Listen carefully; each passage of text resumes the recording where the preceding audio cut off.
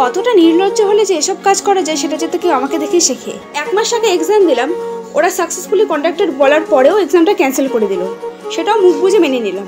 কাল আছে সেটা রি এক্সাম, তাই সেটার জন্যই প্রিপারেশন নিচ্ছি। আর এসব করতে করতে আমার মুখ চোখের অবস্থা খুবই খারাপ হয়ে গেছে। তার মধ্যে আবার 2-3 দিন ধরে এক্সামের টেনশনে ঘুমোতে পারছি না ঠিক মতো করে। প্রতিবার শুধু একটা টেনশনই থাকে, ঠিক মতো এক্সামটা দিতে পারবো তো। বাট এবার তার সাথে আরেকটা টেনশনও অ্যাড হয়েছে, সেটা হলো ঠিক মতো বাড়ি ফিরতে পারবো তো। কন্ডাক্টরের বলা জায়গাতে নেমে টোটো ধরলাম ডেস্টিনিতে যাওয়ার উদ্দেশ্যে।